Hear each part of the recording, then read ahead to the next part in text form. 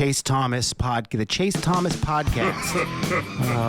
My nephew needs me to record. See, I already hate it. I hate it. All right, hello, and welcome back to another episode of the Chase Thomas podcast, where I'm still the aforementioned Chase Thomas, coming to you live from Knoxville, Tennessee, Everything School HQ. Joining me from Rocky Top Insider, he's already smirking. I don't even want to toss it to Ryan Schumpert because I already feel like this is not going to go well. Just immediately out of the gate here, he's just got an evil smirk right out of the gate here. Ryan Schumpert, how are you? I'm doing well. I don't have anything for you. Well, I mean, I don't have anything for you to start. I'm ready to get into it. No little jabs or burns to start the podcast. I'm sure we'll probably naturally get to some. Is that a Thanksgiving thing? You're just in a good mood from spending time with the family, getting away, relaxing, recharging your batteries a little bit? Yeah, maybe so. I'm not sure. I couldn't quite pinpoint it. It's possible though. How was the Instagram collage for November? I know you and everyone on the Vols beat does the November 1st through November 31st collage. Are you ready to go? Do you have your No, it's bad. I was thinking about it earlier today. I haven't. I was thinking about how I hadn't thought about it. And usually I just go and throw all the pictures into a photo album because that makes it easier to just, so I need to go. It's really a two-step process that will probably take me all of 5 minutes. But I have not begun that. I have not begun that two-part process. Well, December 2nd is going to be here before you know it. As the folks are listening to this, it's the second day of December. Matter of hours. Yeah. You got to get on it, man. Need to get to it tonight. Yeah. But at the same time, I haven't eaten dinner yet tonight, so I don't know. There's a little bit more work I need to do tonight. So ideally it gets done tonight. I'm not sure if it will though. Okay. Ethan Stone, off the grid. Ethan Stone. I don't think he's ever done a collage like this. Ethan's not really a big Instagram guy, not really a big social media guy. Off the grid Stone is what we call him from Saturday Down South. How are you? Yeah, I'm doing well. Not anymore. I'm not a social media guy. I got really sick of social media about probably 2 years ago. The only reason I have like Twitter, for example, is because of my job. I wouldn't have it otherwise. Instagram, yeah, you're right. I don't really like Instagram, but yeah, man, ready to talk some Vol sports, Vol football, basketball, and everything else we get into. There you go. Rocking the Rockies hat, supporting Chase Elander and Jordan Beck. It's always great. Standing against Tony Vitello. I was talking to Jack DeLongchamps about it earlier today, and I was like, yeah, you got to get him out of there. Nice rundown. What? It was a good rundown. Yes. For the good folks, there's outlines for days. Outline my shows, and yes, I appreciate it. It got a Ryan Schumpert approval. There's gonna be a day where like Ryan's gonna just check my rundowns like without telling me, and he's just gonna add his own questions or like take stuff out, and I'm gonna be like, I thought I had something else on here, and Ryan's like, yeah, I had to drop it. It didn't really move the needle for me. I didn't think it was a good one. Kind of an inside Chase Thomas. There was an instance, I don't know, a couple years ago now, where Chase was like, I think it was before we started recording a podcast, and he was like, Shump, you're never going to guess who I'm having on, what former Tennessee player is coming on the podcast next week or this week. And I knew exactly who it was because I'd looked at the rundown and it was right under our part. And I could have baited Chase into making a bet with me that I could get it on one guess, but I was a good guy and just said Andrew Lindsay. And he was dumbfounded at how I knew that until I was like, it's directly under our part of the rundown on the Google Doc you shared. I have some boomer tendencies. There's no way. They're calling me Oz the Mentalist. You could have done a bit. I would have never put two and two together. As sad as that might be, if you had not told me that's how you figured it out, I would have never put two and two. I'd have been like, so we talked to somebody in the Vol media department. There was a group chat, something happened, like somehow word got around, and I'm going to get to the bottom of it, but I'm going to figure it out. Also, pod legend, Andrew Lindsay. He needs to come back on the pod. We need to get Andrew Lindsay back. Rooting for him. Yep. Vol legend. You would have been Charlie Day with the map. We've been dying to talk about the mail. Been dying to talk about how he found out about Andrew Lindsay. His name 100%. Keeps on popping up. Pepe Sylvia. This whole box is full of Pepe. That's correct. Well, fellas, we have some actual Tennessee to talk about. Tennessee baseball not going to make the cut, but stick around for part 2, and you'll see, or you'll hear and see, for the folks watching and listening, with the Pencil Talk D1 baseball extraordinaire Jack DeLongchamps, which was a really fun conversation. And I think if you're a Tennessee baseball fan who's skeptical about 2026 and beyond, I think you'll feel really good if you listen to our conversation about where things are headed with the Josh Elander era kicking off here before you know it. It's December 1st. Like, it will be here before you know it. As we start off each and every week for our last time, actually, because it's bowl season, the regular season is concluded. Ethan, with our winners and losers, the biggest losers coming out of Tennessee's drubbing at the hands of their in-state rival Vanderbilt was who for you? I had 2 of them for this, one major and then one kind of minor character I felt like I should mention.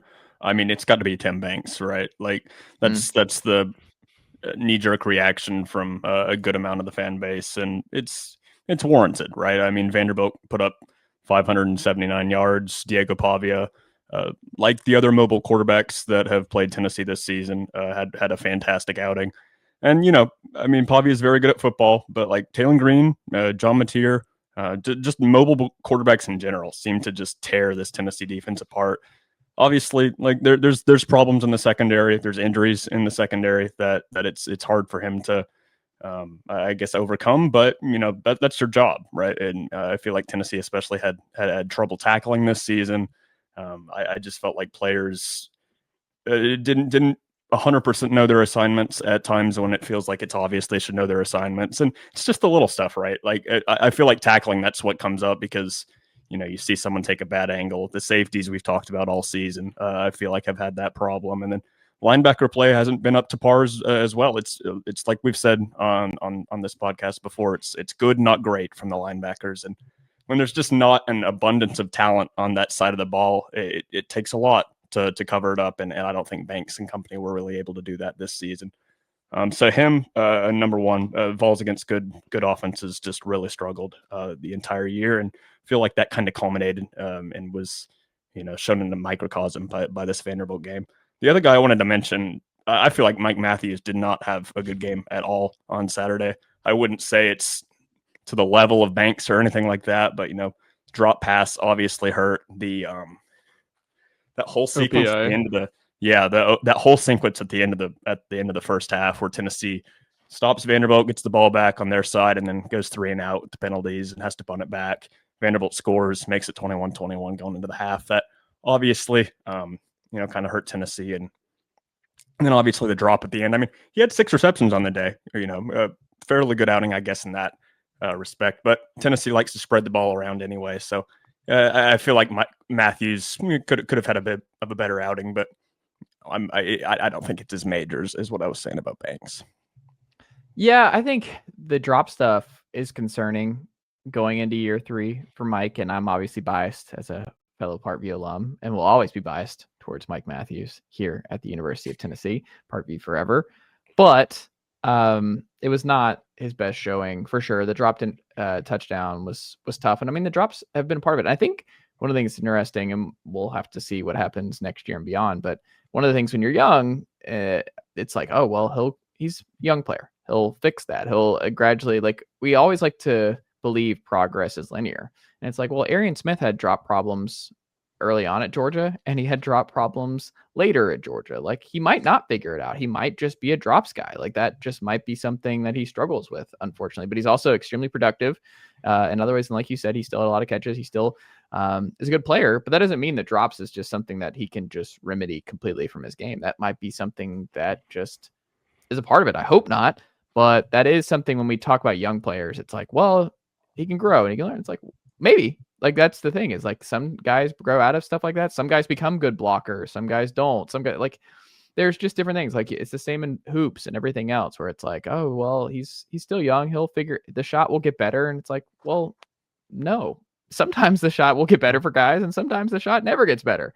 And that's just part of the deal. And Jonas Adu, it's like, well, he's getting more and more comfortable. He's shooting more threes in practice and everything else. He's going to eventually venture out there. And it's like, no, Jonas Adu is not going to venture out there and start lighting up threes, corner threes, and top of the key threes. Like, that's just, I I don't know. It's just one of those things we'll see on Mike, but yeah, it's a big question mark I have for him going into next year because I mean, Brazel's gone and he's going to be your lead returnee on the outside, and that role I imagine will be increased if he's back. So it's something you've got to get cleaned up as Tennessee pushes the ball down the field more and more, getting back to more of what they were in 22 and 21, because that can swing games. But I will say, in Mike's defense, it also, I think a lot of folks were looking at this, Ryan, where my family included, where the middle eight obviously did not go well for Tennessee on Saturday night, but Vanderbilt averaged 10 yards per play in the second half. Vanderbilt accumulated nearly 600 yards of total offense.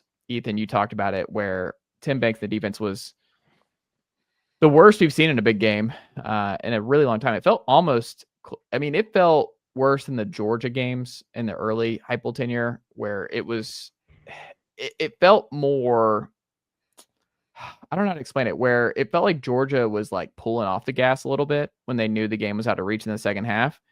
That felt like Vanderbilt was going full steam ahead, where it could have gotten a lot worse. And I mean, Vanderbilt obviously didn't punt in the second half. Vanderbilt, outside of the 2 interceptions, they were going to score on every possession against Tennessee. So when people got really like, hey, if we had made it, maybe forced a field goal there instead of a touchdown on the next play, who knows? We feel pretty good going to the half. I'm like, I didn't feel good going to the half because Tennessee's defense was not even like, they could not stop Pavia and this entire operation at Vanderbilt. Like I didn't see it. So the offense would have had to play perfect and keep matching blow for blow.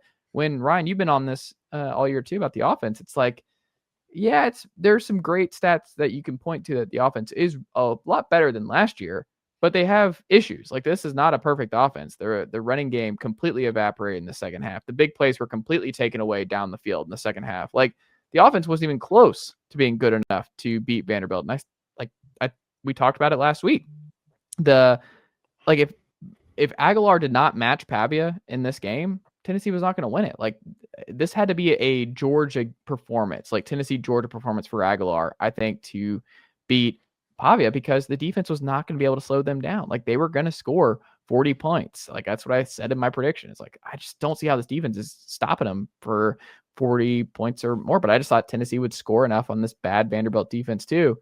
And to Vanderbilt's credit, and to Tennessee's issues, like, yeah, Tim Banks and the defense was rough, but the offense was not perfect. The offense had a lot of problems, and it's had a lot of problems in the second half in a lot of these big games too. So I know everyone's putting the blame at Banks, but I would say the offense was not great, especially in the second half, and has real problems.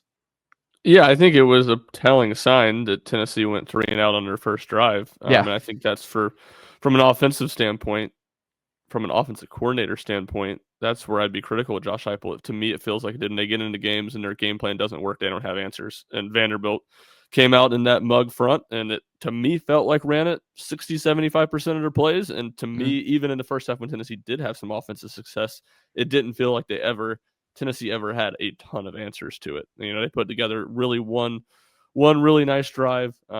They hit a 2021 touchdown is what I was calling it in the press box when Vanderbilt corner was looking over to the sideline when the ball was snapped. Yeah. And Chris Brazel ran by him. So it from that aspect, again, I think that's where you'd put some. There's plenty of areas to put blame on Heupel, but Heupel, the offensive coordinator, that's where I'd put some blame on. To me, it does feel different. Like people pointing to the middle eight, I think it's fair to point to the middle eight from 2 standpoints. One, it just to me highlighted where Tennessee had been bad all year in the margins. And then 2, and you can be critical of Josh Heupel for this too. To me, it felt like Tennessee quit when they got behind 2 scores in the second half. Not that, who knows? They might not have stopped Vanderbilt anyway, but it got awful easy for Vanderbilt. Those 8, 9, 10 play drives where they were converting a couple third downs turned into 5, 6 play touchdown drives where they didn't face a single third down. So I think that aspect changes it, and that's just a whole nother, opens up a whole nother can of worms of issues. I will say the game played out in a way that made me feel so foolish for picking Tennessee, because it was everything that I all said, week. I was like, why am I doing this? Like, why am I doing this? It was everything that I said for weeks of why I thought Vanderbilt was a bad matchup for Tennessee. Yeah. The Tennessee's linebackers and safeties have been really bad in their gap assignment all year in the run game, and Vanderbilt really tests you there. They were terrible in this game with their gap assignment. So many runs where it felt like Tennessee had good push up front, and Tennessee's linebackers were just shooting into wrong gaps, and it led to big plays. And then the other aspect of like Vanderbilt shortens the game typically with the style of offense that it runs, and that just in that nature of game, Tennessee was going to need to play clean football and be efficient with their opportunities on offense, and they were that in like 2 out of the first 11 games of the season. So, it was here. I didn't get my jab in at the start, Chase. I'll have to get my jab in here. The last 2 weeks, I went full Chase Thomas with my picks based on history. You know how in 2024 you said Tennessee at all costs has to avoid being the number one seed in the NCAA baseball tournament because there's no way they can win the national championship. I picked Florida because Florida always beats Tennessee in the swamp, and I picked Tennessee because I trusted Tennessee at home against Vanderbilt. I didn't look at the matchups, and I am a fool. And that was one of the things I left the game 24 hours left, a little bit of self-reflection about what a fool I was to pick Tennessee. Did you pick Tennessee, Ethan, before the game or no? I picked Vandy.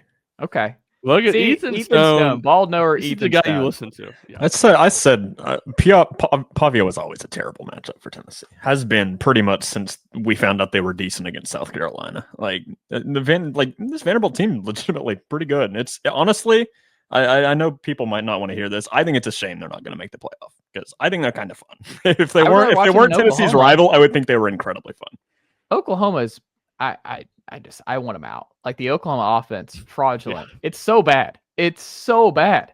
And we have good offenses that might get left out in Miami. And I mean, Miami should be in over Notre Dame. Notre Dame should not be in over Miami. Notre Dame by no means should be in the playoff. I'm sorry. No. It doesn't hold up. Miami, Vandy, BYU, all of them. I'd take them over Notre Dame. Well, BYU might be in they might have some different problems. Yeah. BYU is really going to have to win the Big 12 for them to have any shot, depending on how things play out here in the next couple hours. Does Utah, or not Utah, does Texas Tech still get in if they lose? Yeah, I think they're so high up. So. I think they get in. Yeah, they're safe unless they get. So I guess that's like the doomsday scenario for these borderline SEC teams / Notre Dame. I think Bama's, but what's crazy is like Bama is like in a worse spot. It seems like when people talk about it than Oklahoma, and I'm like, I get Oklahoma did win the head-to-head, but I don't know. I just don't want Oklahoma in. That's what. We know you want Alabama in, Chase. You don't have to hide it. Oh, okay. We're not doing this. Here he goes, folks. From Thomas, SEC champion preseason. Gotta put him in. Gotta have Chase probably pushing for a first round home game, if not a bye for the Crimson Tide. Well, can you imagine if they did keep Alabama out because they BYU upset Texas Tech in, and then Bama loses the SEC title game and gets left out, the SEC loser in the conference championship game? The SEC might do their own playoff. Saying it like what we cannot, like, we have to hope for the good of the sport that does not happen, because I imagine the SEC would go nuclear if the CFP left out the SEC championship game loser. And that'd also be the last SEC championship game we would ever have. That would be the end of that going forward. But man, that would be bad precedent to set. I feel like it's more possible than like if BYU, like this is hard. Like if Alabama gets whipped by Georgia, I just like, I don't know. There's just not enough, not enough seat to the table, and I don't know. Notre Dame is the one that, like, where would Alabama fit if they get absolutely bludgeoned by Georgia? That is what I'm interested to see. Yeah. Ryan, I'm gonna toss this softball to you because you know who the answer is here, and if it's not the answer, then you need to rethink the question. But the winners, when you think about winners for Tennessee Vanderbilt, we got to go to the home state, Collins Hill, Georgia. Ethan Davis, what a run to the end. Ethan Davis, electric in this game again.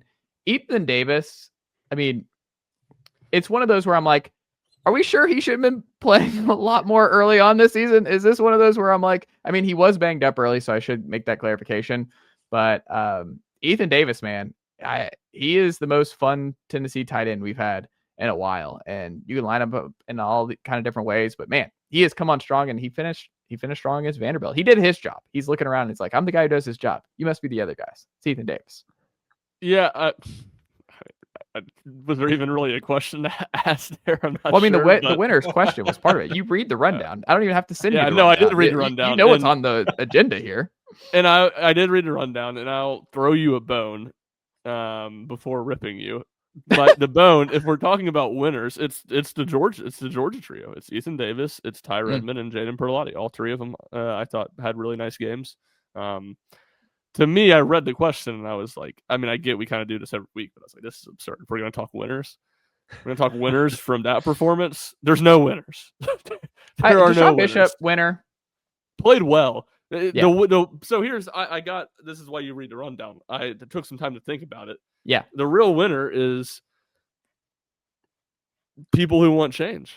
Because if Tennessee loses this game close, if Tennessee plays a dogfight and loses this game close, I think I wouldn't feel this way, but I could see how Josh Heupel and maybe kind of a narrow lens could come to the conclusion of, man, we lost 4 games this year. They were all competitive. They were all the teams that had good, went 10-2 or better and were playoff type teams. We don't need to change that much. We had some bad injury luck.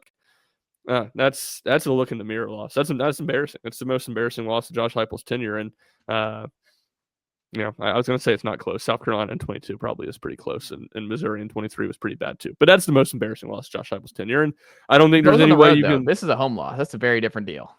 Yeah, Missouri on the road. Yeah, South Carolina, with how bad that team was in the stakes and how badly you got beat, was comparable. But yes, the home loss, the rivalry aspect, the fact that it's Vanderbilt, the in-state rival. So I think that it forces Josh Heupel's hand. It almost, to me, feels like a little bit of the opposite.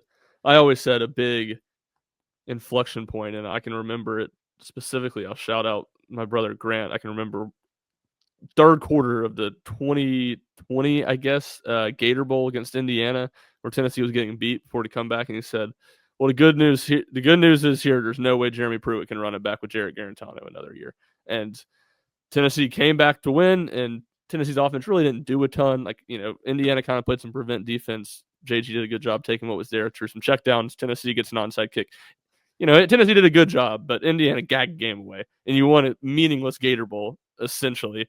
And Pruitt decided to run it back with, to me at that point, a quarterback that it was pretty clear, was not the answer for Tennessee. And we know how things went the next year. So to me, you hope that this game was so bad and it was the opposite of that it leads to Heupel and everybody else in that building's eyes being opened more about things that need to change. And, maybe from a standpoint of, a roster management standpoint of funding, you'll see Tennessee be a little bit more aggressive, not necessarily in a quantity standpoint from going into the portal compared to what they've done in the past, because I don't think Tennessee needs some overhaul, but you hope that they go out and try to find some more surefire locks and guys that have much higher ceilings than some of the guys, they've gone out in the portal and passed. And they've done a really good job in the portal, so I don't mean to indicate that. But you need some surefire guys that can come in and not only help, but be good starters at, to me, a couple positions.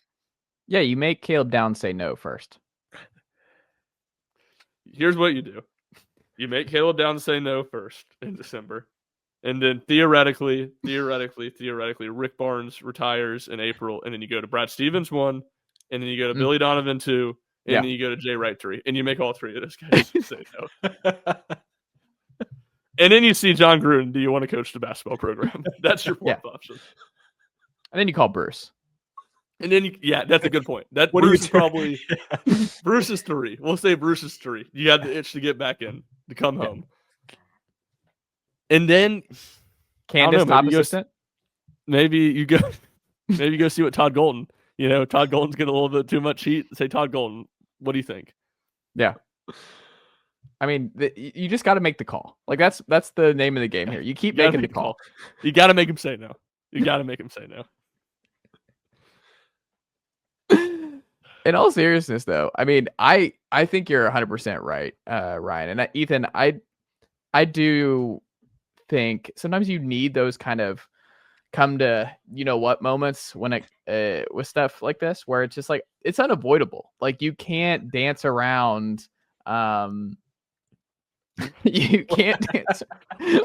Y'all are all come to Jesus. Okay, I'm the essential Jesus. I'm sorry. I'm sorry. I was looking around seeing if anyone else was just gonna let that go. But Chase a Pharisee? Rome circa 30 AD? You need to I go read overthought Romans it. again. It's like I overthought it. Oh my goodness. Oh, that's funny. A come to Jesus moment. I don't know. Is that? I didn't know if that's a good way. If that's a good phrase. Is it? I don't think it's like a saying the Lord's name in vain thing. That's what I was wondering. I didn't know. That's why I erred on the side of caution there. No, Probably best to err on the side of caution. Yeah, I didn't know. Yeah. So I just was like, hey, all right. I'm not sure, so I'm not gonna do it. I want you to know, I really didn't want to say anything about it, but Ryan was laughing too, and I was just like, I'm going to start hysterically laughing if I don't say something. So I had the way you said it too, because there was so much uncertainty. You said "come to," and there was so much uncertainty about what was going to follow. I get in my head a lot. Jesus. Yeah, I was overthinking it. The carpenter from Bethlehem. Well, I didn't know if that's a good saying. It's just one of those where it's never come up on the pod, and I'm like, I actually don't know if that's something you should say. I don't know. I have moments like that all the time. I should. Trying to be respectful. Yeah. Sorry. No, it's fine. There's nothing wrong with it. It was just very funny. It's funny. Yeah. You know, it'd be a new bit we should do. Each of us pick a couple words that we're gonna censor, and it's just like completely like just words, and they're like, "Why did he censor? What could he have said there? Like, I don't know what word would have applied that he would have censored. I feel like he would have just said fell." Censor the word pass. Yeah, there you go. That'd be a funny bit. But by and large, what we're talking about here, Ethan, is that ultimately I do think change. Now, the thing I do wonder about is it does feel like there's momentum for more change than there would have been if it was a close loss, but nothing's happened yet. Like time will pass. Early National Signing Day here, Wednesday through Friday.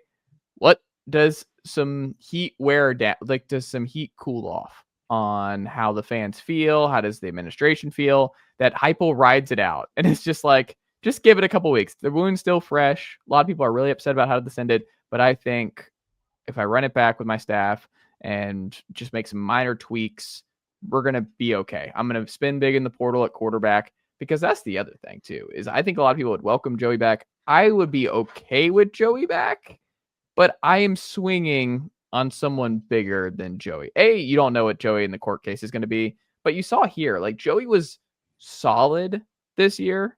Joey brought back a lot of good qualities, especially in the passing game.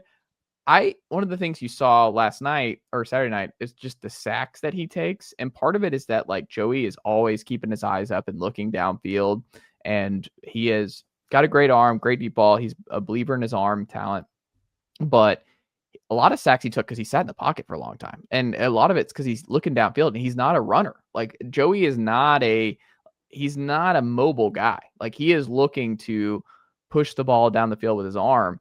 And I still maintain the best type of quarterback in Heupel's scheme is a guy who's still mobile. Like, you got to be a mobile.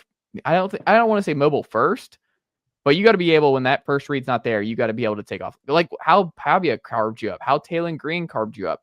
I think it's a lot harder for guys like Aguilar, especially if you have any kind of O-line troubles, to thrive in this scheme. And I think it's what drove us nuts about Joe, right? A couple years ago. It's like, Joe is built like Cam Newton, and he doesn't run. He was not a willing runner.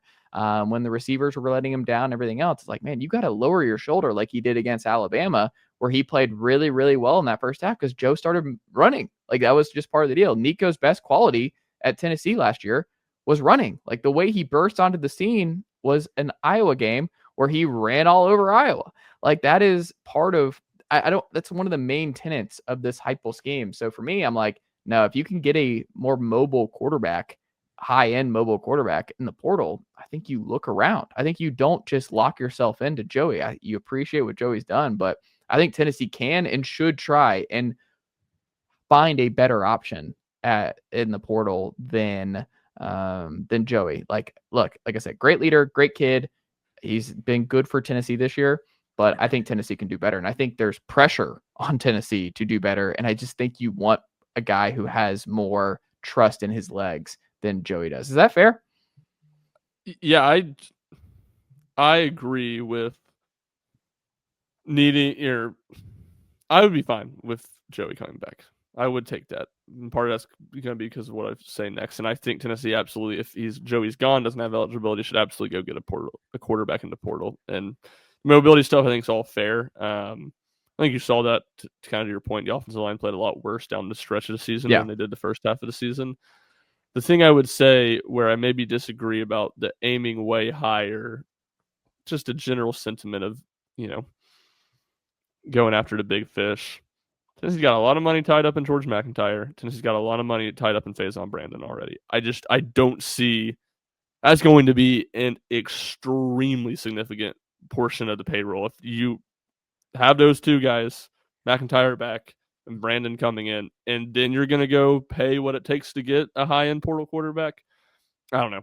I think they should go get somebody, a veteran. I don't like the idea of rolling with McIntyre and Faison Brandon, and we'll see what happens with Jake Merklinger. I don't like that idea, but I wonder about how aggressive they can truly be and how big of a name they can truly go after, just from a financial standpoint at quarterback. I just don't think you have the juice to run it with a true freshman or a true freshman next year. I don't think you can agree. go that's 7-5 and 8-4 my next year. Yeah, that's not my point. I think you have to get somebody. I'm just saying I don't think you're going to have the money to go get the best of the best. At least I wonder that. Well, you might. I think you're going to be looking for another Joey Aguilar type guy. But I mean, not every kid's wired the same. Like some kids might take a discount to play for Heupel. Like you're seeing Georgia gets kids on discount. Georgia's not always the biggest. What? Not exactly putting a lot of productive quarterbacks in the NFL. Well, it's not even just that, but I mean, you're putting up. Be... Joey put up great numbers. I mean, Tennessee was a top 10 passing offense, and they got him in May. So you could say, like, I plugged this guy in May, and look at what we did in our scheme. And he had his best year in college. And if it's Josh Hoover, if it's Rocco Becht, or whoever, like who they ever might target, Aiden Childs at Michigan State now that Jonathan Smith got fired. Like, there are guys around the country that you can look at, and I know people will be like, oh, Childs was not great at Michigan State. Hendon Hooker was not great at Virginia Tech, and you got him in here, and it worked out. And Childs, obviously mobile, big kid, and he's got a lot of quarterback experience the last couple of years with the Spartans in a Power 2 spot. Like, that's someone I would look at. Like, there's some options around, and my whole thing is like, that's part of what you have to do. You have to survey the landscape, see who are going to cost too much with where your quarterback room money is right now. Who do you think you can get for a little bit less because they think that they could thrive in your scheme for a year and they just want to be in the SEC. Like, so they'll take, you know what I mean? Like, every kid is different. Every situation is different. So I'm a Faison believer. I think Faison's game lends itself to be the best chance at a Heupel homegrown guy being a star at Tennessee. But I just think when you miss almost your entire senior year and you're coming in, I just don't think you can throw him out there as a true freshman, especially with the schedule that Tennessee's got in 2026. You just have to go big. And I think Aguilar, if he had a year 2 jump, Ethan, there's just a middle ground. You're making it like it's an either or. You have to go big in the portal, or you have to start Faison Brandon as a true freshman.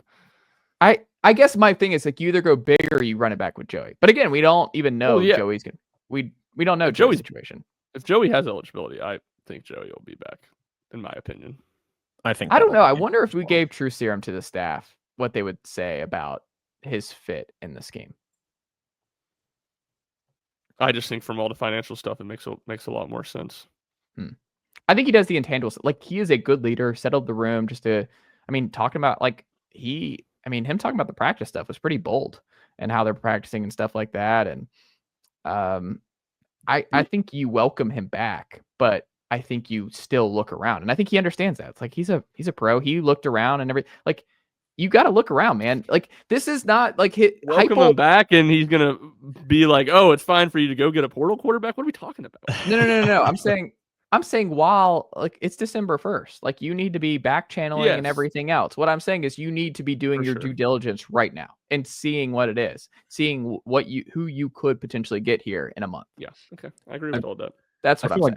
I feel like the reason you'd want Joey back too is, I mean, no one forgot this, but like Joey had like 3 months to learn the system. Can you imagine an entire offseason with it? Especially considering quarterback was far from Tennessee's biggest problem this season. I think, and everything Ryan said, I hadn't really thought about that, about the financials with 2 decent young quarterbacks coming up. Like, give him another year behind Joey all day, man, all day. If that can happen, anyway. I just wish he was more mobile. That's fine. I mean, I agree. I don't think you're wrong, but I don't think that means he can't be productive and Tennessee's offense can't be good without him. For good sure. Without him being mobile. For sure. That's fair. And I will say, just last thing, call me cynical, but I'm just skeptical that there's a lot of big name quarterbacks out there that will turn down more money when they're not doing that to better their chances of making the NFL. I think that's for the most part when people turn down more money. Yeah, I don't know, but if you had a choice between Josh Hoover or Joey Aguilar next year, who would you take? I mean, I'd take Josh Hoover. I think he's a better quarterback. But again, it's not that simple. Boiling it down to who would you take, Josh Hoover and Joey Aguilar, is not how any of this stuff works. That's true. I'm just saying this is why you do your due diligence. Yes, for the next completely agree with that. Do your due diligence, back channel, all that stuff. See what your options are. And I mean, again, we don't know if Joey has more eligibility. But that's the whole thing. Is like this is where Tennessee football has to catch up to baseball and basketball, where it's like it just feels like a well-oiled machine on the men's basketball and baseball front. Like football has to be on a well-oiled machine of like we need to have. Here's what we'll do if Joey gets cleared. Here's what we'll do before we know if Joey gets cleared. You know what I mean? Like here's all the people that might be in play who might not be in play. Like you gotta be ahead of this. You gotta be the well-oiled machine that Tony and everybody else was so good at, where it just felt like, man, Tony's on a heater, this staff's on a heater, or Rick's on a heater. It's like because they're buttoned up, like they are like I said, a well-oiled machine. A top 10, top 15 program consistently because they are so well organized and so strong and so good at what they do, like as a collective unit.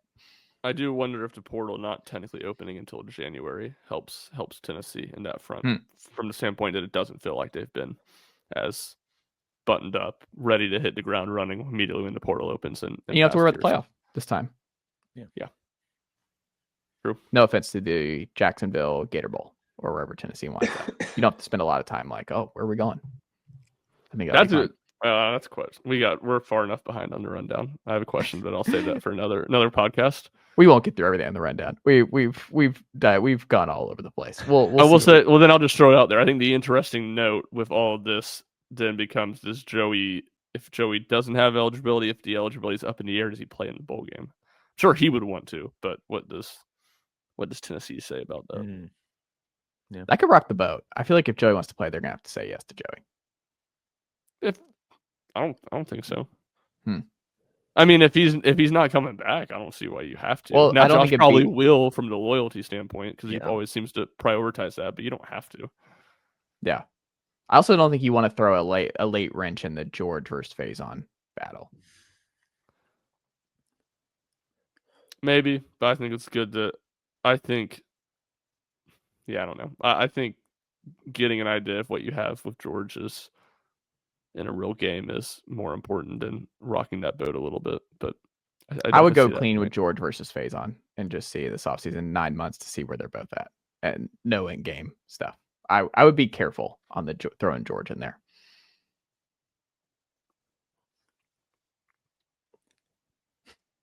Yeah, I mean, I see the argument. I don't completely agree, but I definitely see where you're coming from. Can I sidebar as we throw it back to Ethan here?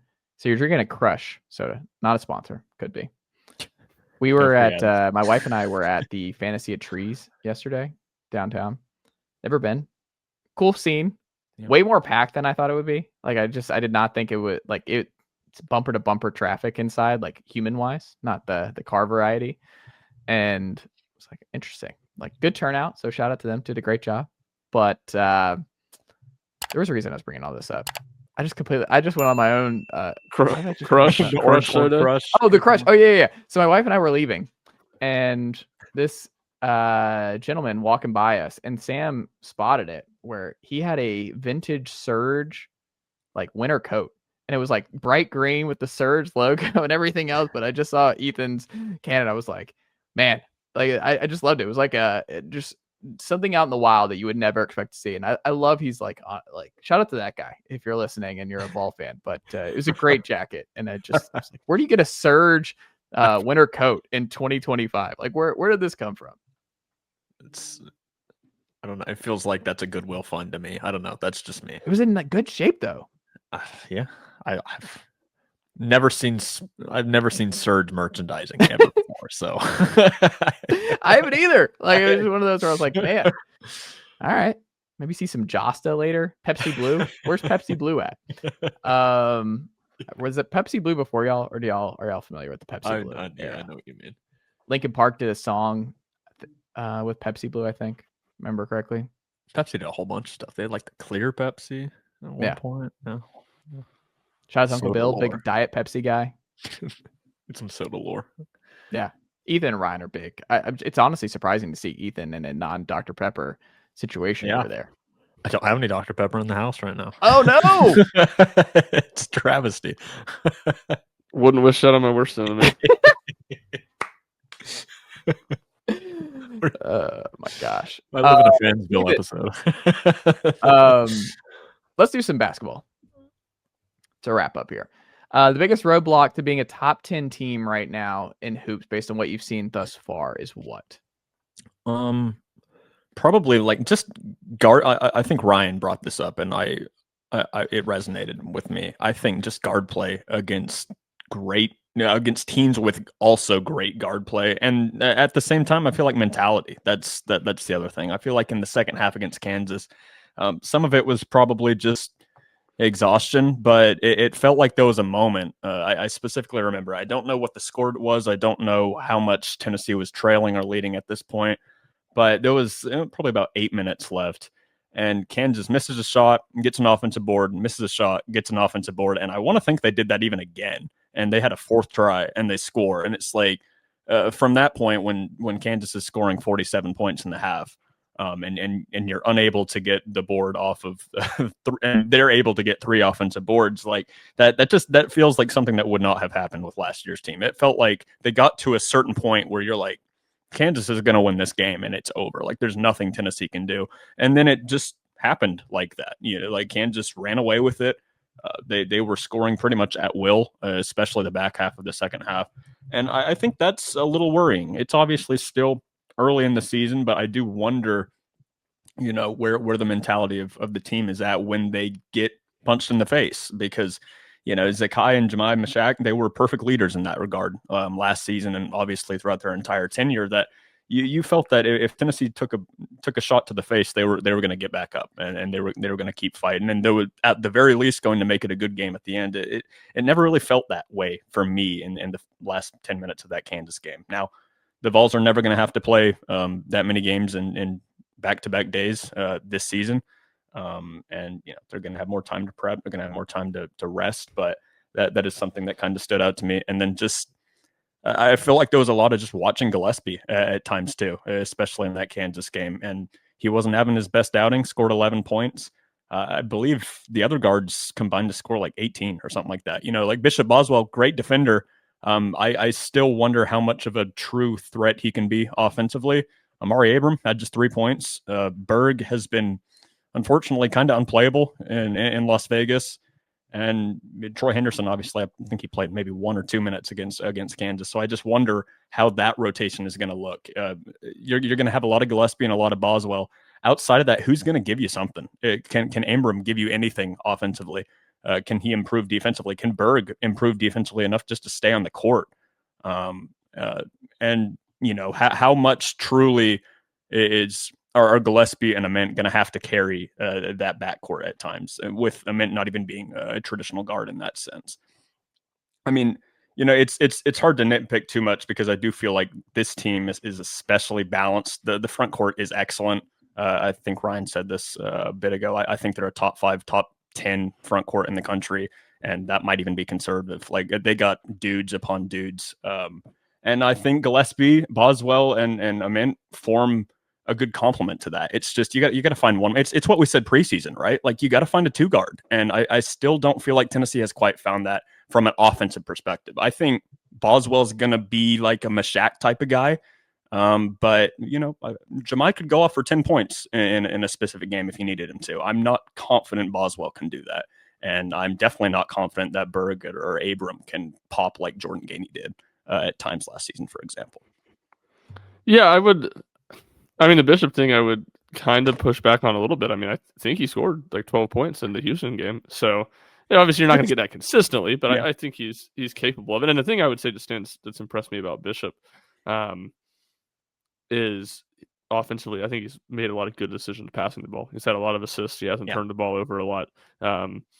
So it feels like and look, we'll see. Maybe teams will start really challenging him defensively and daring him to shoot like they did to Mashak at times. And we'll see what happens if that's the case.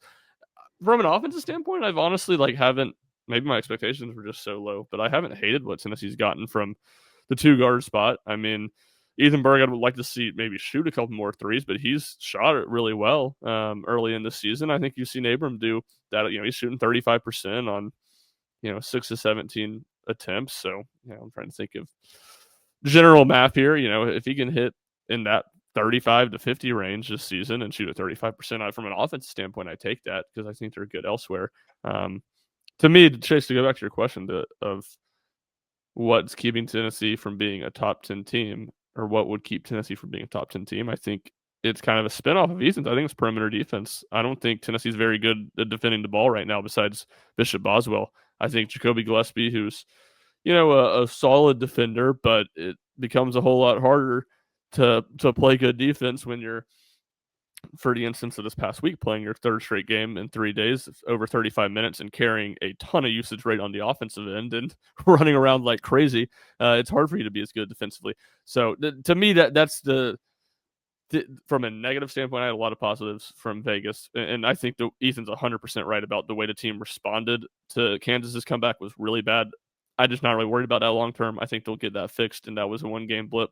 But to me, the negative was what they have on the perimeter defensively. And Houston's got a lot of really good guards, but Tennessee looked overmatched at times trying to defend them off the dribble. And if I'm reading this right, I'm not the smartest guy in the world, but you take out the preseason metrics or the preseason expectations, which obviously have Tennessee always very, very high on defense. According to Bart Torvik, Tennessee has been ranked 34th in defensive efficiency and 9th in offensive efficiency through the first, whatever they've played, 8 games of the season. So to me, they're good interior defense. JP can be a little bit better at times, but overall they've been good on the interior defensively, and they've been solid as a defensive rebounding team. It's about those guards playing, besides Bishop Boswell, playing better perimeter defense. That's fair. I do kind of worry like how many shots is too many shots for JP Estrella on a given night, but until we reach that point, I'm not going to say there is a limit to how many. Well, we're certainly not there. Front court needs to be getting more shots, and that's not just JP. That's especially Carey with the way he played. Like Carey's been great. Goodness, what happened to Jalen Carey? I thought that first week he was going to be a 5 minutes per game type of guy. It was the Dumb and Dumber scene where monster. Just when I thought you couldn't get any dumber, you totally redeem yourself. It was unbelievable stuff. Dude, I'll go even one step further, Ethan. Like, I thought he was terrible in the Rutgers game. I mean, it didn't matter. Tennessee was destroying them, but I thought he was like by far Tennessee's worst player to play major minutes in that game, and he was unbelievable in the next 2 games. So obviously consistency will be the big word, but and Carey talks, man. Carey's gonna be fun at SEC play, and Felix threes. The threes are real. Felix is actually going to take threes. Yeah, the step back was unbelievable. Felix looking at the ground, seeing he was just in front of the 3-point line. JP a dribble and step back while someone closed out on him, and drilling a 3 was insane. Yeah, I believe 6 made threes for Felix and JP so far this season. But all that to say, on the front court, like, I want those guys taking more shots. And JP is probably the main one. Like, throw him the ball more when he's in the game, because he's not. I don't think he's going to play like 25, 30 minutes just because of the depth Tennessee has there. So I think they need to maximize those possessions when he's in and try to run a little bit more offense through him. He's automatic, man. He's like within 10 feet. You might as well just give up. he makes that quick like inlet pass turnaround. Like every time. It's every single time. I think he's shooting what? It's like 75% on the year. I mean, obviously 6'11", but still, it's impressive stuff. Yeah, 76%, 35. Everyone in the front court for 76% Tennessee right now is fantastic. Yeah. They're doing such a good job of, because that was kind of my questions. Like, besides JP, who can actually like score with some consistency? Like, I like a guy you throw the ball to, but I think they've done, and some of it's the two big lineups. They've done an exceptional job of guys being able to get the ball really low on the block and just have easy turnarounds. Essentially, they don't have to catch it 10 feet from the basket and 10, 15 feet from the basket and make something happen. Because really, besides JP, I don't love everybody doing that. Jalen Carey also, just the passing, we got to say on him, is just phenomenal. Former Vanderbilt point guard. We should also mention JP or Jalen Carey. It matters what he's wearing. Like, I think he, like the armband he wears and low socks, it's a better look. I think Jalen, look good, play good type of deal. Yeah. Jalen Carey needs to do that. No high socks that are pushed down. He needs the armband. There's just something. I think Jalen Carey's a different level when he's rocking that. It's kind of like Amari Abram. Like, part of the Amari Abram experience and why he's such a great, fun defender and will defend 94 feet is because he's rocking on the court. Like, it's just, he's an old school basketball player out there. So he's gotta rock it. I missed him not having the cut off sleeve undershirt for the Houston game, because I guess, I don't know if it was an equipment situation. But the thing that's great about that, you get up close and personal look at it, is full Bill Belichick. Like, he just clearly got some scissors and cut. This is not some specialty made shirt. It doesn't even look like someone took like a lot of time. It just looked like a quick 15 seconds. Let's take scissors to the sleeve and get it out of here. Part of me still feels like Henderson needs to play more. I think you have to keep trying Henderson a little bit. I think the shooting's real, because I just think you need the shooting in the backcourt. Like, I think Berg and Abram can bring that. I just don't know if they're going to do it consistently. I just trust Henderson's shot more. I don't know. Maybe I'm wrong, but I would still try him in spurts. I would still keep trying to see if Henderson will get some shots up and be okay. Here's a good way for Henderson to play, not do what he did when he got in against Kansas, which was on one end immediately foul, and on the other end jack up a contested three and miss it. That was a really bad way for him to earn more playing time. Berg, I still like. I'm not selling my Berg stock. Who are you selling stock on? I'm sorry, I'm selling my Berg stock. I thought Berg was much better against Kansas than he was against Houston. He was, to your point, Ethan, he was unplayable against Houston. I will say on the perimeter defense front, Ethan, like you and I were talking about this in the group chat, Amari Evans is the one who you continue to get him more ramped up as he gets healthy. Like that's the guy. Like, that's the other perimeter defender who could help you, like on ball, who can do some stuff like when things are breaking. Like, Amari Evans is that one who's just kind of forgotten about, because we talked about this offseason as he was behind the 8 ball with the injury stuff. So Evans is the guy. Like, Evans is the one who, if you're looking for defensive help on the perimeter and one-on-one, like, it's Amari Evans. I think I agree with this. I'm not sure that Evans is going to be the answer or anything like that. I am absolutely saying, though, that in the non-conference, with the way, to Ryan's point, that the perimeter defense has cracked out, just give him a shot. Like, because the thing about Berg that makes me a little nervous on him is, obviously Houston is an incredibly physical team, but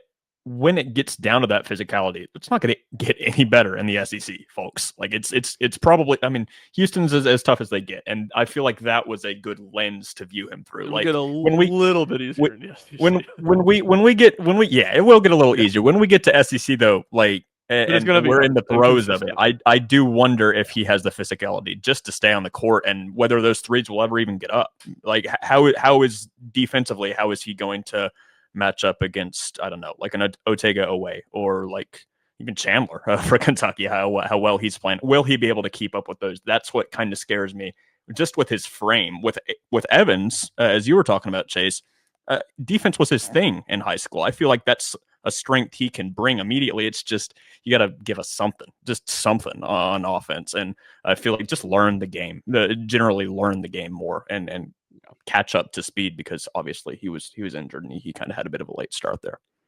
I could see Amari being like a matchup dependent guy, where there are games where you play a team like Houston who has 3 really good guards, that you need somebody out there along with Bishop Boswell that has the athleticism and physicality. I could see him playing, 10, 15 minutes in a game in March that requires that. And I mean, even still, you just have to tip your cap. Like Flemings was hitting crazy shots in that game. Yeah, like he just was.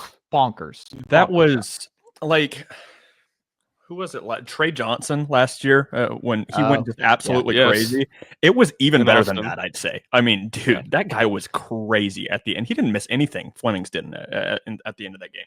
As impressive as you'll see, I even it meant absolutely nothing. But coming down at the end, when I think Tennessee was up a certain amount and they couldn't win, I was like, just put your hands up. He's going to make the shot. It doesn't matter. And then 2 seconds later, he hits it from like 35 feet out. And it's like, of course he did. Like this guy is turning into prime Kobe. So, that's why I thought he was a lottery pick. I'm like Trey Johnson. If he puts it all together, like the shot chart is like Trey is. I mean, there's some Devin Booker there, which is like everywhere on the court is a potential bucket for Trey Johnson. Yeah, I'm not sure about everything else, but the dude can light it up. Still shout out to Texas for only Trey Johnson took like 2 shots in the last 8 minutes of that game in Austin last year, but he could not miss. Dubar was awesome. 32 minutes of that game. Yeah. Great Dubar game. That was a great Dubar game. Was. Forgot about Dubar, honestly. Ryan Schumpert, what can the good folks check out from you and the team over at Rocky Top Insider this week? Yeah, tons of early offseason football stuff. Signing day on Wednesday, so we'll have coverage of that, and as some more names continue to kind of trickle out of players that intend to enter the portal. That hoping to have some, just offseason questions, reasons for optimism entering the offseason. Because I do think as depressing as the end of the season was, there are from a roster standpoint, there are good number of reasons to be pretty optimistic going into next year for Tennessee. So have plenty on that on the football side, and then basketball will not be up at Syracuse tomorrow night, but we'll have some remote coverage of that. And then we'll be in the Mid-State on Saturday for what should be a fun one against Illinois. I love it. What about you, Ethan Stone, over there at SaturdayDownSouth.com? Yeah, obviously just coming off a simply massive week in college football, coaching carousel, Lane Kiffin. We've had a whole bunch of stuff on that, and we're going to have a lot more columns. Probably not from me, but just from good folks over there, writing-wise. I have bowl projections coming out tomorrow. Obviously, that's, coming to a T there. And then we'll have championship week, SEC with Alabama and Georgia, and then Indiana, Ohio State, and everything else coming into the college football playoff on SDS and Saturday Tradition. I love it. Ryan Schumpert, Ethan Stone, always a pleasure, and I'll talk to y'all again next week.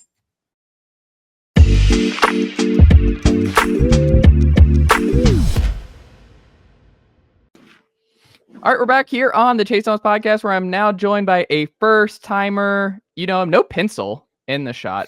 Matt Patricia not here. There it is. The pencil is ready. Jack DeLongchamps is here. Pencil talk. College baseball season is not here, although it will. We're still going to start getting some practice reports. Winter ball. We call it fall ball, but really winter ball is really when teams are made and rosters. We start to get a better idea. I remember talking to Hunter Ensley about it. Just I think it was last year, in terms of just, it is kind of weird that you make these rosters and you fill this out in the coldest part of the year. And that's just like not at all what it's going to be like for the majority of the college baseball season. But to talk all things SEC baseball and Tennessee here, because it's never too early to talk Tennessee baseball. Jack, how are you doing, sir? It's never too early, especially with the craziness that the fall has had to offer for Vol Nation. Chase, I really appreciate the time and stoked to, scratch the itch a little bit. I miss spring baseball. I miss Lindsey Nelson. Oh, well, it's going to be big season. Obviously, a lot of eyeballs for different reasons than we thought 2 months ago. I came into this year pretty stoked about what this roster was going to look like here in 2026. And I'm still stoked about what this roster is going to look like in 2026. But I got to tell you, man, I don't know where you're at with this, but the absence of Tony Vitello, it still just doesn't feel real. It still just, until I'm at that first game, freezing my tail off for a Tuesday night Georgia State Tennessee baseball game, and I just don't see Tony come out of the dugout for his 19th pitching change to get everybody work on that Tuesday.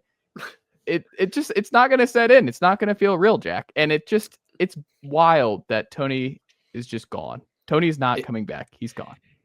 It won't feel real until February, to your point. Yeah.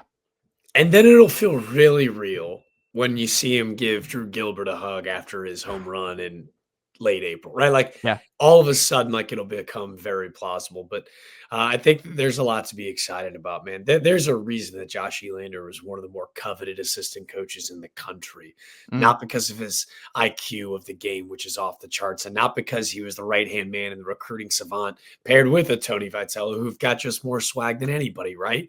Between the two of them, man, this guy and his relationship building and the way that he interacts with these players is why he is in this position that he is today. And it's why Vols fans should not lose any hope, any faith that this continue to move in the right direction. I am fired up for him and his family.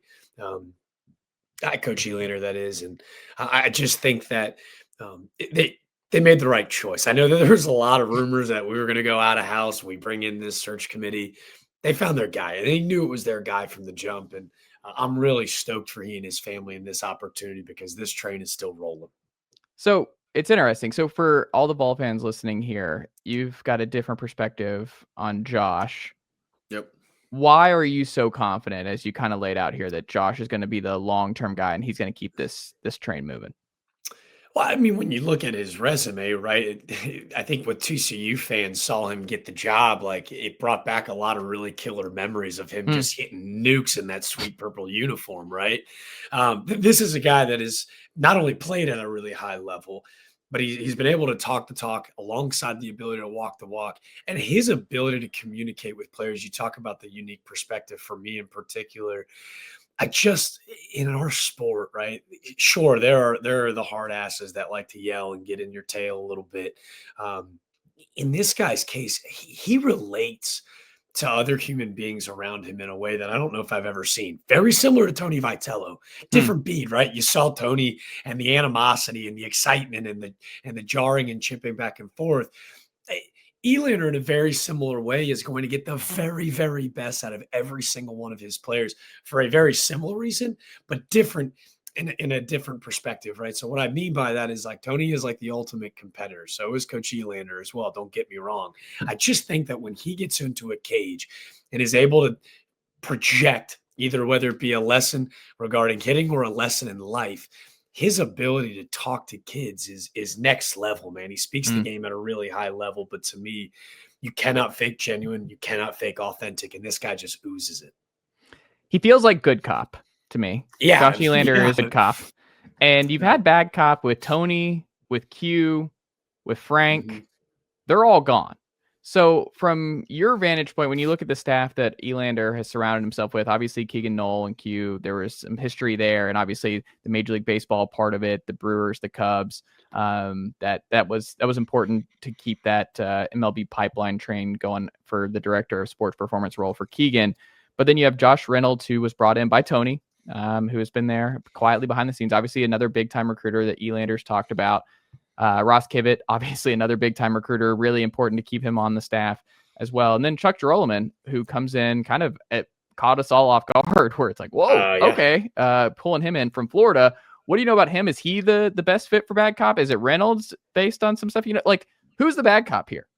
Yeah, that's a good question. I don't know if like when you say Tony and Frank are bad cop, I just almost, to me, like, I think when we close our eyes or maybe even put ourselves back in that locker room, it's the coach that you're scared to F up around or the guy that's going to be really on you. Yeah. Don't get it wrong. Josh Elander has that ability. Okay. Do you know what I'm like? There is, everyone is about the details. And I think what made this, staff over the years so special is that they all kind of communicated in a very similar way. What was understood was understood. We are going to be all over you in practice. That way, when we get to the game, the bad cop confronts itself in a way where it's I'm getting to the foxhole with you. It's the umpires, it's the opposing dugout. That's where we're channeling this energy. Elander's got that in him as well. So to me, I don't know if you're necessarily looking for anyone to be someone that they're not. I think to get a guy like Chuck Girolman who brings a savvy to the SEC, right? An education of the current landscape and previous, has won a ton of games down in Gainesville. People forget, and they will forget, he was the acting head coach when Josh gave him a call. Was like, come on. And in a blink of an eye, all of a sudden, like, what the hell just happened? Mhm. Pair that with Ross Kizzit, who might be one of the more underrated recruiters in our sport. And then to have a guy like Josh Reynolds elevated as the pitching coach, I love keeping it in-house, Mhm. right? Because you forget you've got a guy in Kirby Connell who's going to be doing a lot of the day-to-day stuff and who will assist Josh at a really high level as well, too. So to me, to answer your question in a long-winded way, I don't think you're asking any coach or player for that matter to be someone they're not. I think they all have this ability, and now it's their turn, right? It's just the passing of a torch to step into a new role, and business stays as usual. So you feel pretty confident this is still going to be an elite staff? I know this is going to be an elite staff. I need all worries to calm. I need all expectations to remain the same. The standard is the standard. I got zero worries. What are you going to miss most about Tony Vitello at Tennessee, though? Swagger would make it sound like I'm man crushing hard. No, I think that it's a great question, right? And I think that there are a lot of different ways to answer it. You miss the energy. You miss the frank transparency in those press conferences. Like that's just the best, right? There's no coach speak. He's going to let you know how he feels, whether it's a super regional against Evansville or if it's a Tuesday in March, right? He's going to air his grievances all the time. I think what's cool is you've seen that level of, again, I've said authenticity now twice, but when he gets on a mic and just lets it rip, it's really refreshing, isn't it? Like in college baseball, the people's sport, so relatable. I think what's been cool is to see how contagious that's been across the country. Yeah. So I expect Josh Elander to be the exact same way, right? So I'd probably say the one hitters, the one liners in those post game pressers. That's what I'll miss most. But good news is there's going to be a whole lot of MLB cameras in that guy's face, so we'll still get plenty of that. This is true. Who's your favorite Vol transfer this cycle? Can I go chalk? I saw this guy as a freshman when I got to do some ACC broadcast. I know where you're going. Henry Ford is like, I know that's kind of the chalky answer, but friends, this young man's got really stupid pop in at LNS where people love to vent and complain about how small the ballpark is. Or maybe is it just we've had some of the best power hitters in college baseball in the last 4 years that we've ever had in the sport. Or why not both? Right, it's a hitter-friendly park that we develop power hitters really well. They've had no problem going yard in the likes of Omaha, which is a freaking graveyard. I'm telling you, Henry Ford will hit 20-plus pumps. He'll do it with a killer cadence walk ratio.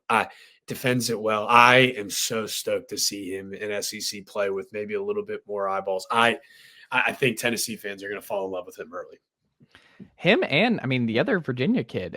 Early returns this fall is – we didn't know if Blanco was going to be a weekend starter type of guy.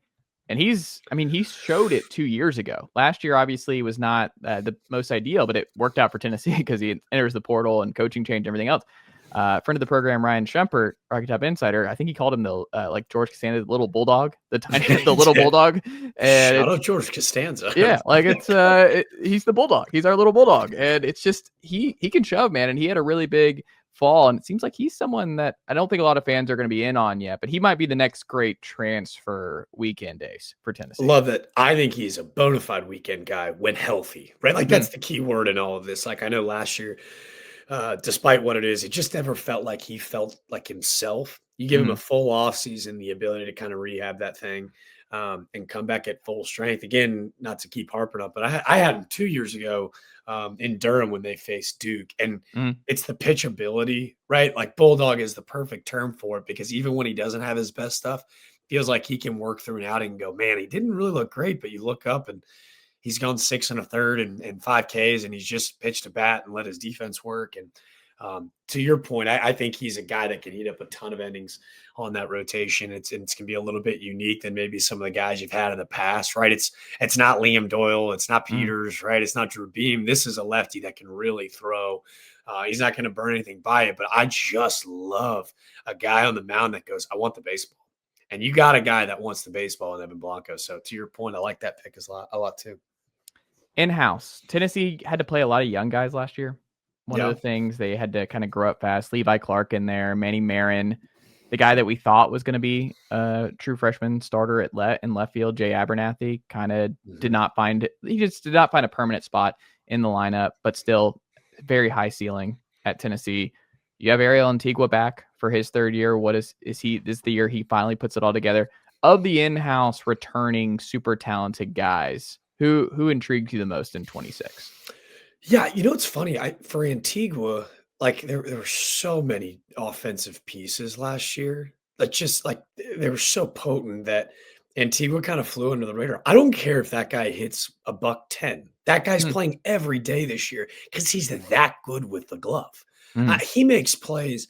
I was at that A&M series in Knoxville last year where he made a couple of plays that you're like, how did he get there? Like he makes the impossible look easy. Mhm. So he's a wizard with the leather. I expect him to be a staple. And to your point, sometimes it takes guys moving out, and now he gets to step up and go, okay, now they need me to swing the bat, and it comes with a level of whether it be captainship or leadership.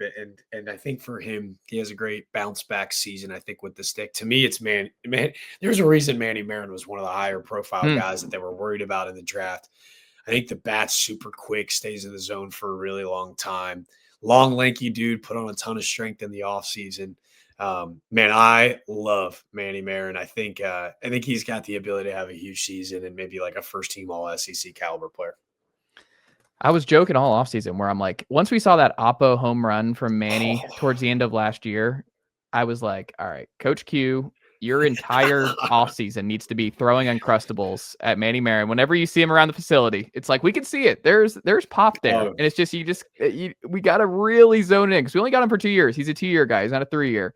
So it's like, we got to maximize the Manny Marin window. So nothing but Uncrustables every day. Every time you see Manny Marin, like we can keep adding weight, keep adding strength. Here's the big question: strawberry or grape jam in that Uncrustable?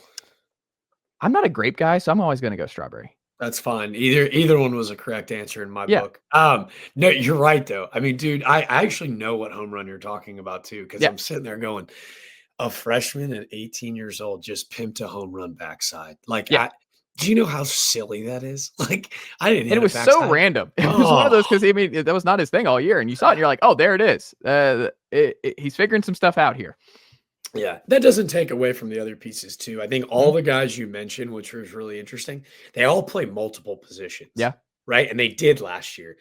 Give them a little bit of stability, and you look at Manny Marin and go, hey, you're going to play wherever, right? I don't want to speculate where they're going to position him, but this is your spot. Have fun for 60 games. That comes with a level of comfortability as a ball player where you go, I can breathe a little bit. I know I'm in there. You can settle into at-bats instead of feeling like you're having to press, where a young kid who's been the best player on every team his entire life is now competing for at-bats with the likes of, Fisher and Clark. Like, to your point, I just think a level of stability in that lineup for these young dudes you're talking about will make life a whole lot easier.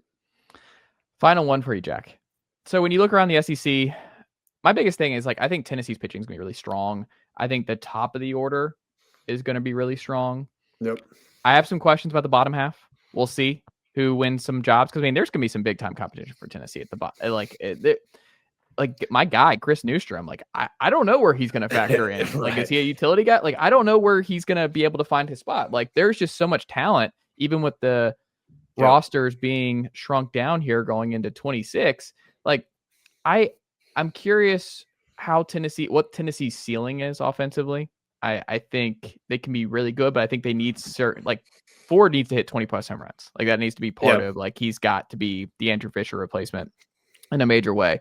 You need like Reese Chapman needs to probably make a bigger leap and be more consistent in the middle of the order. There's certain, like, he needs a Kavaris Tigers year 3. Yeah. Where I love that comp. Where he figures some stuff out there at the plate, especially down the stretch, because he's got the power and he's got the talent. It's just putting it all together in his final year at Tennessee. And Levi Clark, like, he's got to be a huge home run guy where he can't have him that kind of, I mean, the learning curve, it's freshman. Like, SEC ball is just a completely different deal.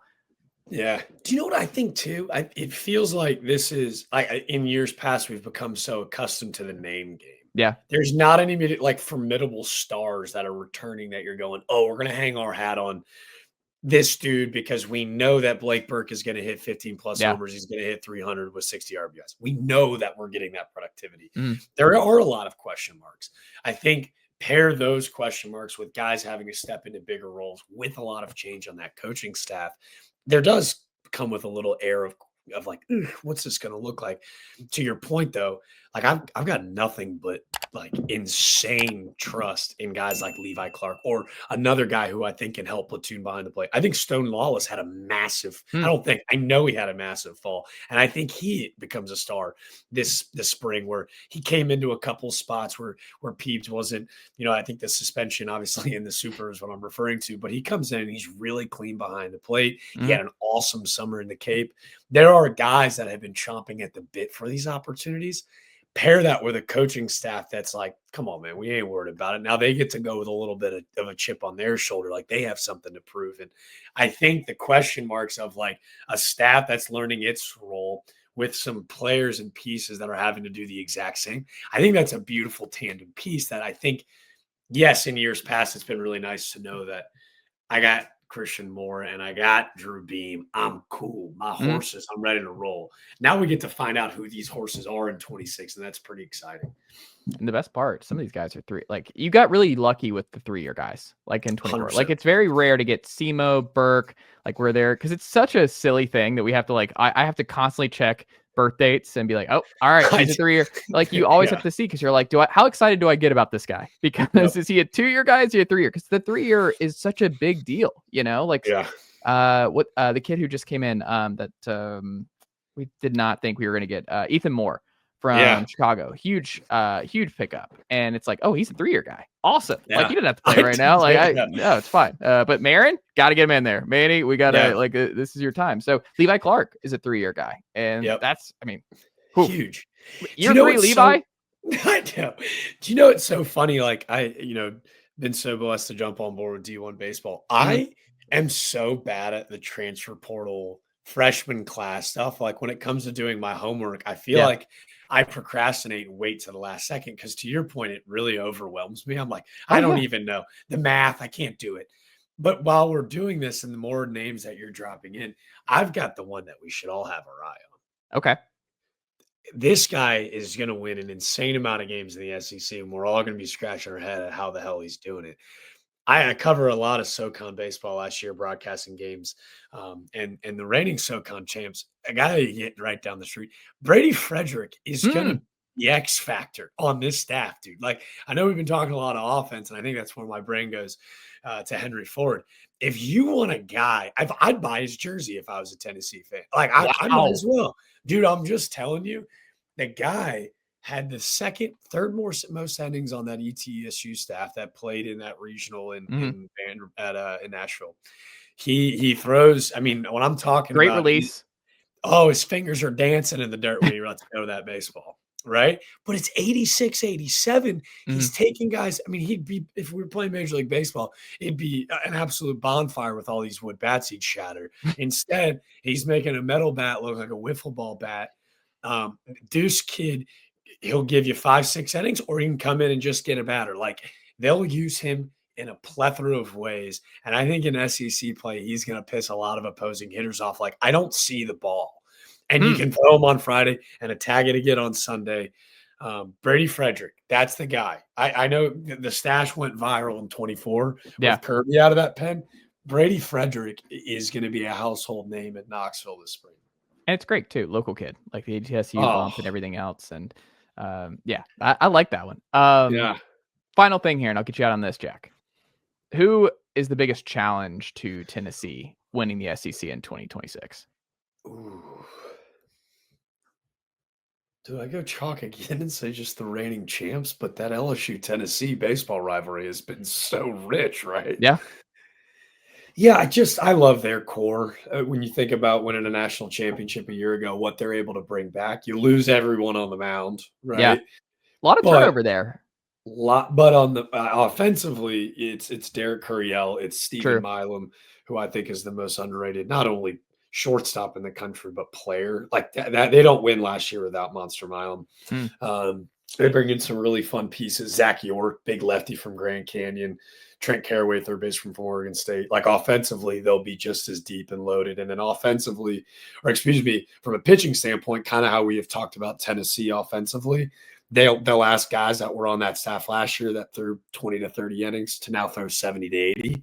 Yeah. A dude like Maverick Rizzi comes to mind, but Yeah, LSU's chalk. Let's go something fun. Arky feel like they missed it last year. Arkansas last year was the year to do Yeah. it. Yeah, it's just so like you just feel bad for him, right? Like, it Yeah, but I felt mean, like that was the thing. Is like you look and you're like, man, this was it, Arkansas. This was because it oh, never felt like LSU was with all due respect, it just did not feel like a traditional LSU powerhouse. They just kind of, I don't know, they just kind of forced their way into a title. It's just kind of hard. Like you know what I mean? Like it was just a different type of deal. Like yeah. it Well, felt a little different. It's you know what it was too. It was like a full team effort. Whereas when Yeah. they won it in 23, it was Paul Skeens, Dylan Cruz. And you're like Right. the two guys that could have played rock, paper, scissors for the Golden Spikes and we're going to be top 3 picks, right? No Tommy White. Whereas last year's team, it felt like you were learning the stars on their Omaha run. Yes. Right. So I get what you're saying. And whereas that Arkansas team had stars littered throughout the lineup, similar to that 23 LSU team. So yeah, they'll be good. They're Arkansas. Yeah. They're always going to be nasty. Schloss year 2 at Texas. That recruiting class is really stupid. I think A&M brings back a little bit of firepower in early second year. I got yeah, you think? Yeah, yikes. But think about that offense, right? So, Yeah. they have a down year last year, and we kind of seem to forget that I think 2 top 10 picks in Caden Sorrell and Gavin Grahovac miss 80% of that season. So they'll be fine. They'll be better. Here's my sleeper for you. Felt like they caught a lot of teams by surprise last year. I really love what Auburn has done, not only in the offseason, but building off of that super regional host site. From last year. So yeah, Auburn's a fun one. Chris Rambert, who was kind of like the 3-headed monster between Valanis, Curiel, and then Rambert, who hit like 420 in SEC play, which is stupid as heck for a freshman. I think they built around him and got a lot of fun pieces on the mound. So keep out an eye on both Tigers if I'm Tennessee this year. Okay, I like it. Jack, what can the good folks check out from you all across the internet this week? I appreciate you, Chase. Pencil Talk Pod. Just took a trip, doing some football stuff this fall, but chomping at the bit to get back to the dime this spring. So Pencil Talk on all podcast streaming platforms, on Instagram, Twitter, and man, Chase, cannot thank you enough for having me, man. Thank you for being here. This was fun. We'll have to do it when we get closer to baseball season again. Here's the deal. You just name the time and the place, and I'm there, my friend. I'm excited. I know your Vols basketball squad is something to get excited about too. I try to rock my Tennessee orange for Rick Barnes and company. I don't know. Now. That feels a little burnt orange to me. I don't know if it's just the glare. I don't know, Jack. And then you got it's giving Texas help. Longhorns a little bit. That doesn't help, right? Yeah. Yeah. Doesn't help. But yeah, no, good. And then, like I said, it's just gonna be. I can be excited about Elander. I think he's gonna be a good job or do a good job. Good dude.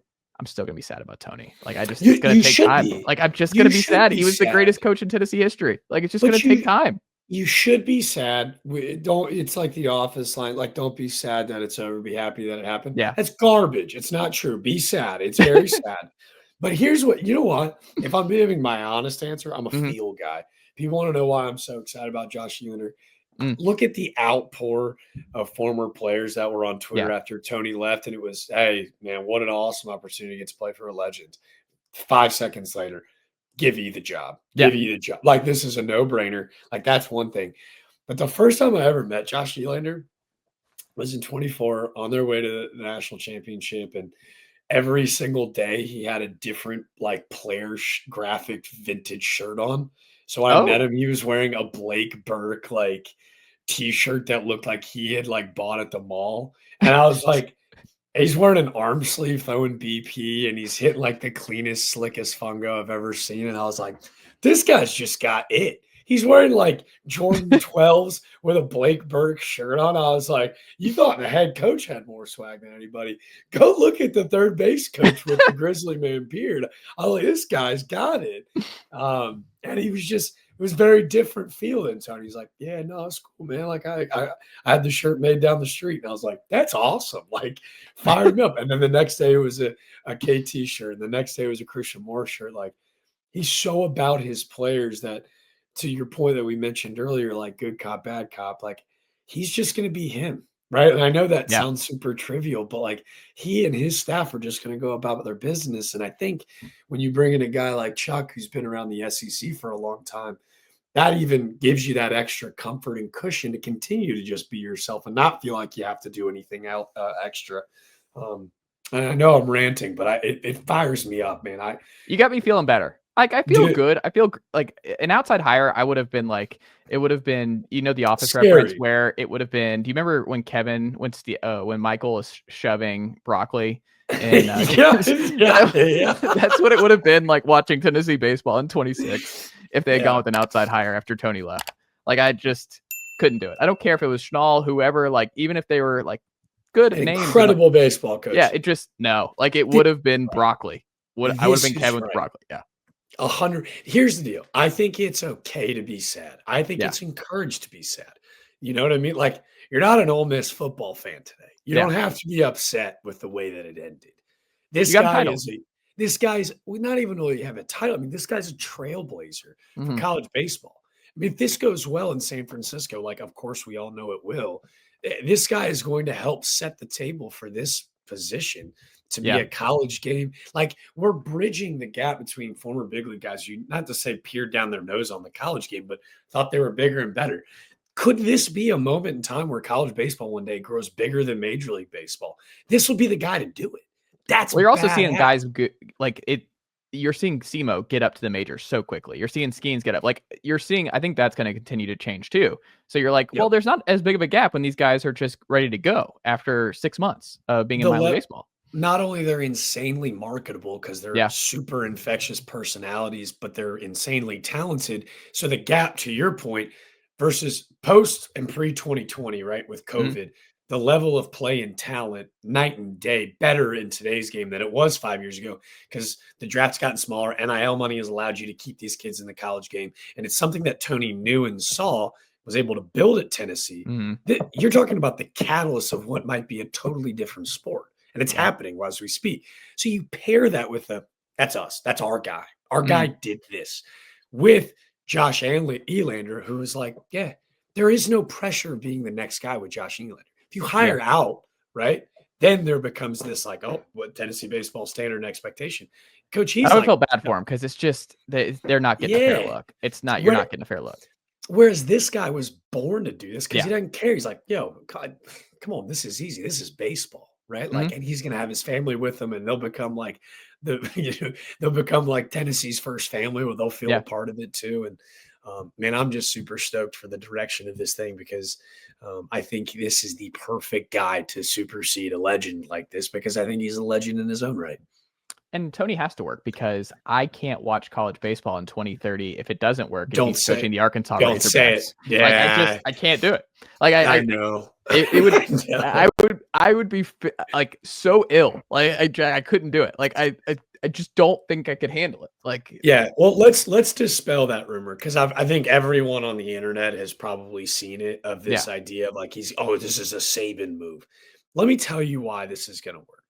Okay. As a career 6-year Division I college baseball player, 6 years, career 231 hitter, beyond below average. The only way I wasn't even good enough to clean shoes as a bat boy at the big league level. But what I can tell you is that when we talk about relatability, why Tony is so perfect for the big league game is people have been worried about whether he can bring the juice for 162. This guy never turned the motor off. He was the CEO at Tennessee.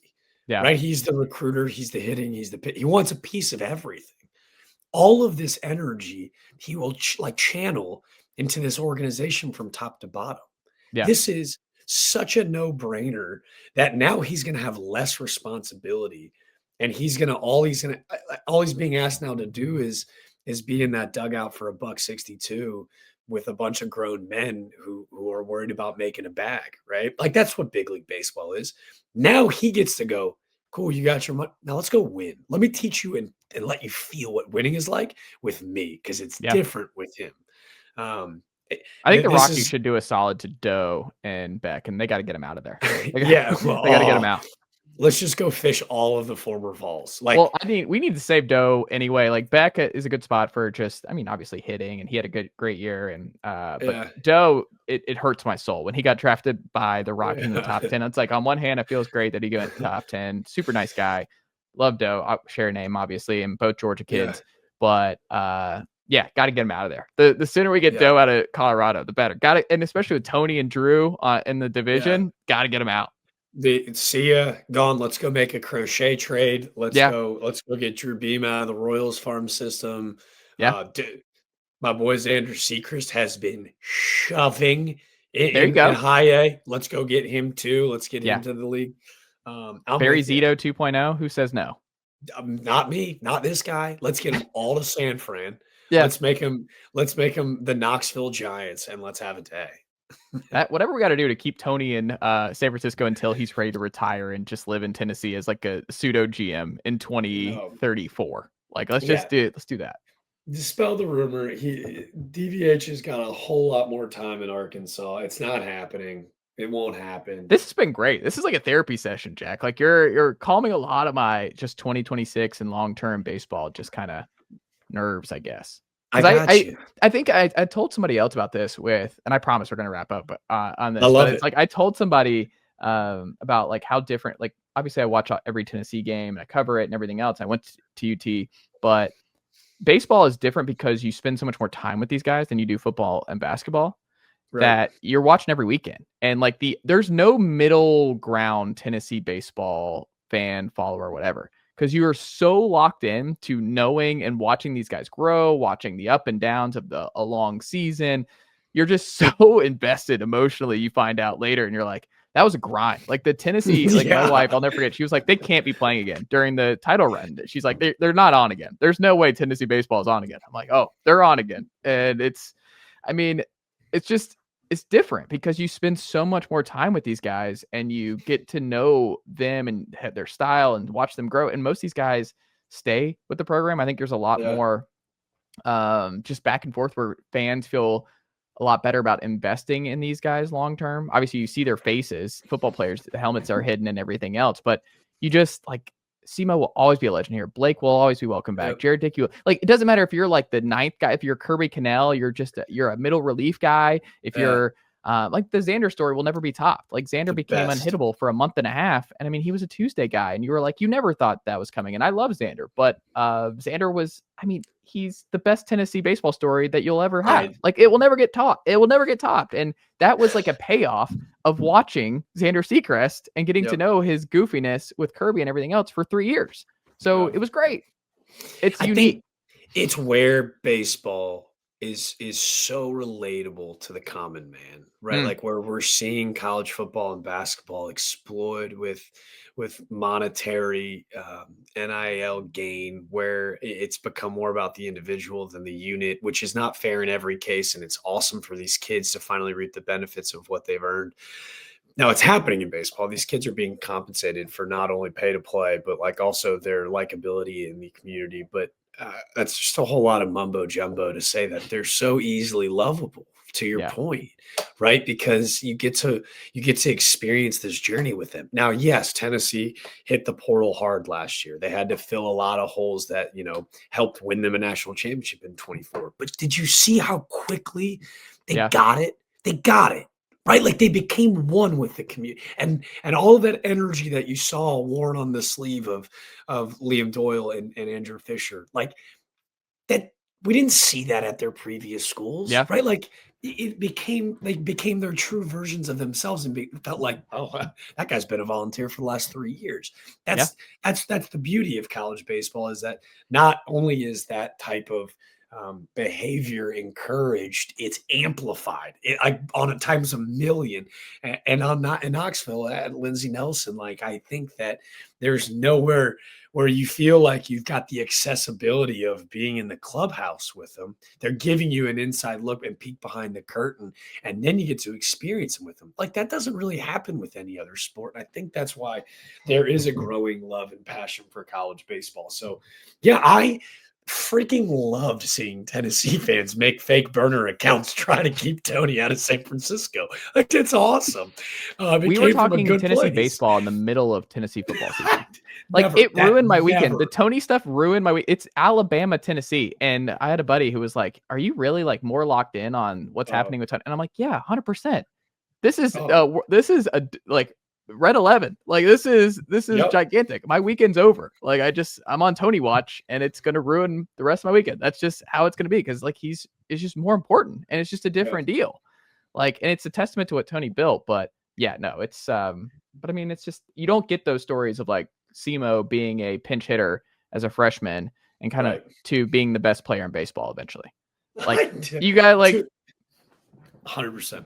And fans got to see the beginning, and that's why I think they love, like he stayed and he worked on his craft. And that's why I think Ariel, to put a bow on everything, why I'm rooting for him. Like Ariel could have left, man. Ariel could have left. And I there's no guarantees he's going to start. Like he's going to have to earn it. He had a great fall, but I mean, there's a lot of competition in that infield, but he's pushing through. And I think he sees that if it works out at Tennessee, he's going to be a superstar, and he's going to, it's only going to help him if it works here. That's why I know you're putting a bow on it, but you just hit the nail on the head.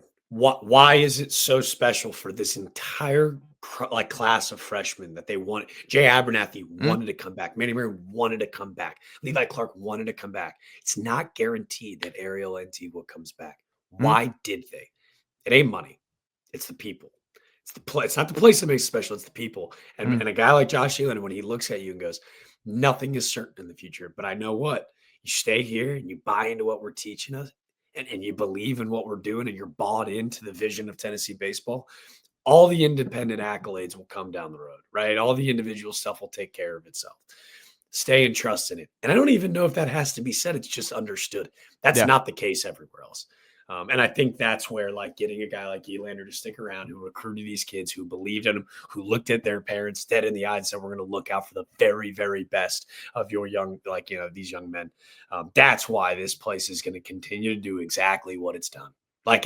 There's no hiccup. There's no bump in the road. It's business as usual, because you got these guys to come back because they get it too. And that's super badass.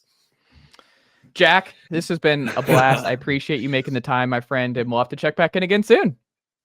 Come on, call me. Let's go. Nicely done, nephew. The Chase Thomas Podcast. Hell yeah.